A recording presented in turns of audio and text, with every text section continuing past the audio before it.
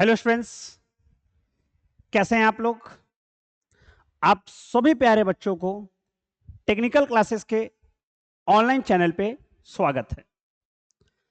आज हम उन विद्यार्थियों के लिए बात करने जा रहे हैं जो थर्ड सेमेस्टर सिविल इंजीनियरिंग के हैं। आप लोगों ने सेकेंड सेमेस्टर का एग्जामिनेशन बहुत ढंग से और अच्छे तरीके से दिया और अब आप एंटर कर चुके हैं थर्ड सेमेस्टर में। मेरे प्यारे बच्चों, थर्ड सेमेस्टर सिविल इंजीनियरिंग के ब्रांच में आप लोगों को टोटल 5 सब्जेक्ट पढ़ाई करनी है। उस 5 सब्जेक्ट में से एक सब्जेक्ट जिसका नाम है मैकेनिक्स ऑफ मटेरियल, इसको हम आपको पढ़ाएंगे। यह एक बहुत ही इंटरेस्टिंग सब्जेक्ट है और इस सब्जेक्ट की एक खास बात क्या है मेरे प्यारे बच्चों, थोड़ा सा इसको हम लोग समझने की कोशिश कर लेते हैं कि आखिर ये है क्या। अगर हम लोग बात करते हैं मेरे प्यारे बच्चों सिविल इंजीनियरिंग थर्ड सेमेस्टर के इस सब्जेक्ट के बारे में जिसका नाम है मैकेनिक्स ऑफ मटेरियल, इसको हम लोग दूसरे नाम से भी जानते हैं जिसको बोलते हैं स्ट्रेंथ ऑफ मटेरियल। अच्छा, स्ट्रेंथ ऑफ मटेरियल, इसको हम लोग एक और नाम है जिसको हम लोग नाम दिए हुए हैं mechanics of solid. Mechanics of solid. तो मेरे प्यारे बच्चों, अगर हम लोग मॉम बोले मतलब मैकेनिक्स ऑफ मटेरियल, नाम क्या हमने बोला, MOM, मॉम। अगर हम लोग स्ट्रेंथ ऑफ मटेरियल बोलते हैं तो इसको समराइज करके हम लोग सॉम बोलेंगे। और अगर हम लोग मैकेनिक्स ऑफ सॉलिड बोलते हैं तो इसको हम लोग मॉस बोलेंगे, MOS। हालांकि ये अलग अलग नाम हैं, सब्जेक्ट में पढ़ना वही होता है।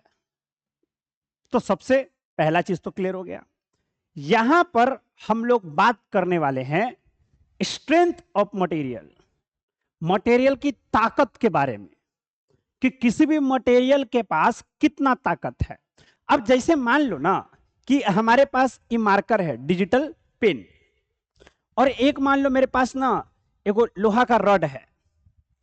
अब हम दोनों के ऊपर फोर्स लगा दिए, बल लगा दिए, तब बल लगा दिए हैं तो अब हम धीरे धीरे बल को बढ़ा रहे हैं, तब कौन पहले टूटेगा, कितना फोर्स लगाने पर टूटेगा, कितना ये बेंड करेगा, इन सब चीज के बारे में इस सब्जेक्ट में हम लोगों को पढ़ाई करना है। मतलब अगर ढंग से देखा जाए तो ये प्रैक्टिकल सब्जेक्ट है। ये आपको फील करा देगा कि हाँ ऐसा होता होगा। हम लोग देखे हैं घर में, बीम के बारे में सुने हैं, हम लोग कॉलम के बारे में जानते हैं, हम लोग पिलर के भी बारे में सुने हैं। तो ये सब क्या होता है, क्या कॉलम और पिलर एक चीज है या कॉलम और पिलर अलग अलग चीजें हैं? इन सब चीजों के बारे में हम लोगों को इस सब्जेक्ट में पढ़ाई करना है मेरे प्यारे बच्चों। ये जो सब्जेक्ट है, इस सब्जेक्ट की सबसे खास वाली बात यह है कि ये सब्जेक्ट में 70% एग्जामिनेशन में न्यूमेरिकल आता है और 30% थ्योरी है।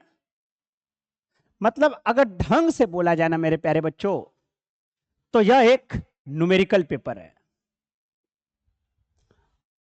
तो अपने को इस सब्जेक्ट में बहुत मेहनत करने की जरूरत है। अगर हम एक लाइन आपको लिए बोले तो आप इसको एकदम गंभीरता से लेना है। आप लोग वो सोचते होंगे जब आप छोटे होंगे या जब आप 7 और 8 में होंगे या जब आप मैट्रिक का एग्जाम में होंगे, तो आप जब एग्जाम दिए होंगे तो सोचते होंगे कि आपका भविष्य क्या होगा। हम लोग भविष्य में क्या करने वाले हैं। आज से मेरे प्यारे बच्चों, ये वही कल है जिस कल की चिंता आपको कल हुआ करती थी। तो एकदम मन से जान लगा देना है पढ़ने के लिए, इतना बढ़िया से इसको पढ़ना है, क्योंकि ये न्यूमेरिकल पेपर है तो मजा तो आने वाला ऐसे ही है। तो मेरे प्यारे बच्चों, तो आज हम क्या करने वाले हैं। तो मेरे प्यारे दोस्त, आज हम बात करने वाले हैं सिलेबस के बारे में, कि इसमें आखिर हमको क्या क्या पढ़ाई करना है, कितना कितना चैप्टर के बारे में बात करनी है। मतलब इंट्रोडक्शन टू सिलेबस, सिलेबस के बारे में हम लोगों को इसमें जानना है। आज हम लोग सिर्फ सिलेबस डिस्कस कर लेंगे, हमको कौन सा बुक लेना है ये डिस्कस कर लेंगे, है ना। एग्जामिनेशन पैटर्न तो सेम रहेगा भाई, 6-6 नंबर वाला 5 क्वेश्चन, 4-4 नंबर वाला 5 क्वेश्चन, और 10 क्वेश्चन 2-2 मार्क्स का, जो नए पैटर्न से चल रहा है। तो सब कुछ तो सेम ही रहने वाला है, ठीक है। तो मेरे प्यारे बच्चों, इसमें ना हम लोगों को टोटल 5 यूनिट्स पढ़ाई करने हैं। जो हमारा पहला यूनिट है उसका नाम क्या है, तो उसका नाम है मोमेंट ऑफ इनर्शिया। अब ये क्या होता है, इसमें हम लोगों को क्या क्या पढ़ना है, इसके बारे में भी डिटेल चर्चा करी जाएगी। जो हमारे पास सेकेंड यूनिट है वह है सिंपल स्ट्रेसेस एंड स्ट्रेन। मतलब स्ट्रेस क्या होता है, स्ट्रेन क्या होता है, इसके बारे में भी चर्चा हम लोग करेंगे।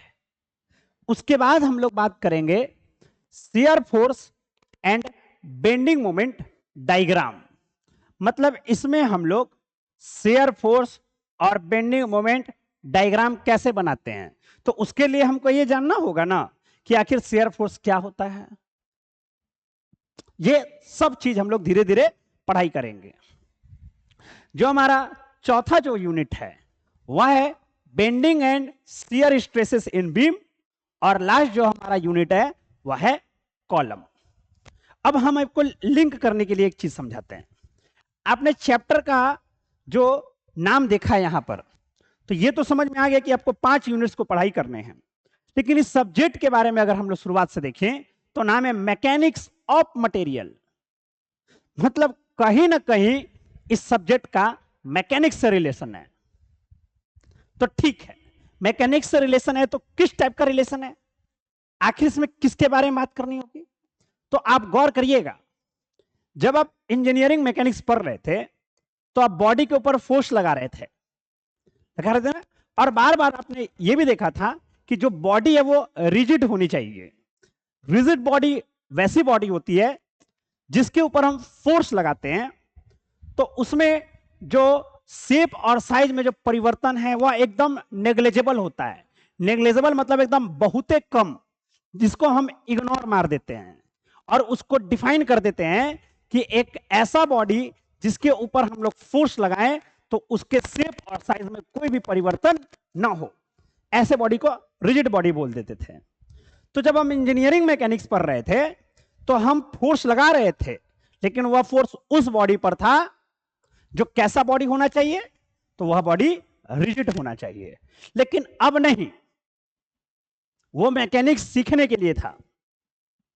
अब बॉडी के ऊपर फोर्स लगेगा और बॉडी में डिफॉर्मेशन होगी। आप खुद बताइए, ऐसा कोई बॉडी है जिसके ऊपर आप फोर्स लगा दें और उसका शेप और साइज परिवर्तन ना हो? नहीं, ऐसा बॉडी नहीं है। तो हम लोग रिजिड बॉडी में पढ़ते भी थे कि ऐसा दुनिया में बॉडी एग्जिस्ट ही नहीं करता है। तो दुनिया में कौन सी बॉडी एग्जिस्ट करती है? तो दुनिया में एग्जिस्ट करने वाली बॉडी डिफॉर्मेबल बॉडी है। अब ये नया बॉडी कौन सा है? अरे वही बॉडी कि जब अगर हम किसी बॉडी पर फोर्स लगा दे तो फोर्स लगाने पर अगर बॉडी का शेप और साइज में परिवर्तन हो जाता है तो वैसे बॉडी को हम लोग क्या बोलेंगे? Deformable body. हो जाता है भी नहीं, है ना। जब हम फोर्स लगाएं तो अगर बॉडी में डिफॉर्मेशन हो रहा हो तो हम बोलेंगे कि वह डिफॉर्मेबल बॉडी है। तो इस सब्जेक्ट में हम लोग डिफॉर्मेबल बॉडी के ऊपर चर्चा करते हैं। ये चीज अपने को दिमाग में बैठा लेना है। तो अगर यहां तक की बात आपको समझ में आ गई कि हम लोगों को 5 यूनिट इस सब्जेक्ट में पढ़ाई करने हैं, तो मेरे प्यारे बच्चों, अगर हम आपसे एक बात पूछते हैं, एकदम बढ़िया से देखिएगा, तो अगर हम लोग देखें तो हम लोगों को बुक कौन कौन सा लेना है? तो मेरे प्यारे छात्र, अगर आपको पढ़ाई करना है तो बुक की आवश्यकता पड़ती है। अब चूंकि यह न्यूमेरिकल पेपर है तो आपको न्यूमेरिकल तो बनाना है। हम लोग तो इतना न्यूमेरिकल कराएंगे आपको, इतना न्यूमेरिकल कि फिर आपको न्यूमेरिकल देखने की जरूरत नहीं पड़ेगी। मतलब आपसे क्वेश्चन देखोगे और टिक मारते चलो जाओगे आंसर। इस तरीके से मेहनत कराएंगे। और हालांकि आप हमसे पढ़ चुके हैं सेकंड सेमेस्टर में, तो आपको कुछ विशेष बताने की जरूरत नहीं है हमारे बारे में। आप हमसे पढ़ चुके हैं, आपसे अच्छा से कोई नहीं जानता है कि किस तरीके से हम पढ़ाते हैं। अब तुम बोले, एगो बात बताओ, अगर तुमको कोई बोलेगा कि हाँ सर बढ़िया पढ़ाते हैं, तब तुमको पता चलेगा ये बात, या सर कैसा पढ़ाते हैं तब तुमको ये बात पता चलेगा? नहीं, अब तुम जान चुके हो कि हम किस लेवल का आपको पढ़ाए हैं। उसी लेवल और उसी एनर्जी के साथ ये सब्जेक्ट भी पढ़ाया जाएगा। तो इस सब्जेक्ट में मेरे प्यारे बच्चों, जो हम बुक आपको बोलेंगे लेने के लिए, वह पहला बुक आप आर.के. बंसल साहब को ले सकते हैं, आप आर.एस. खुरमी साहब को ले सकते हैं, या फिर आप बी.सी. पुनमिया का ले सकते हैं। ज्यादातर बच्चे जो हैं वह इसी को प्रिफर करते हैं, तो आप भी इसी बुक को लेंगे। याद रहे, इतना इंपॉर्टेंट सब्जेक्ट है ये कि अगर ये सब्जेक्ट पढ़िएगा तब जाकर के आपको फोर्थ सेमेस्टर में एक सब्जेक्ट पढ़ना है टॉस, वो समझ में आएगा। उसके अगले सेमेस्टर में आपको पढ़ना है आरसीसी, वो समझ में आएगा। लेकिन ये जब सब्जेक्ट बढ़िया से पढ़ लीजिएगा तो जाकर के सब कुछ क्लियर होगा। बेस है ये सिविल इंजीनियरिंग का, इतना इंपॉर्टेंट सब्जेक्ट है ये। तो आपको करना कुछ नहीं है, एक कॉपी खरीदिएगा बढ़िया, ताकि इसमें फोटो वोटो बनेगा, डायग्राम बनाएंगे। देखो बढ़िया कॉपी, व्हाइट वाला तो रहेगा तो ज्यादा सुंदर लगेगा, स्पाइरल वाला रहेगा तो मजा आ जाएगा पढ़ने में। कोई जरूरी नहीं है। और खूब बढ़िया से नोट्स बनाइएगा, क्लियर एकदम बढ़िया से। तो चलिए, तो भाई साहब याद रहे, जो क्लासेस हैं हमारे वो तो एप्लीकेशन पर चलने वाले हैं, है ना, हमारे टेक्निकल क्लासेस के एप्लीकेशन पे। तो आप जल्द से जल्द क्लास में इनरोल हो जाएं, ताकि जो 16 तारीख से लाइव क्लास चलने वाला है वह लाइव क्लास कंटिन्यू रहे और आप बराबर क्लास करते रहेंगे। बोलिए क्लियर एकदम बढ़िया से। तो मेरे प्यारे छात्र, आज के लिए इतना ही, मिलेंगे अगले क्लास में और हम लोग अपना यूनिट 1 स्टार्ट करेंगे एक नए एनर्जी के साथ, ताकि शुरुआत से ही मेहनत करी जाए और अच्छा से अच्छा करा जाए अपने भविष्य में। ठीक है, thank you very much, thank you.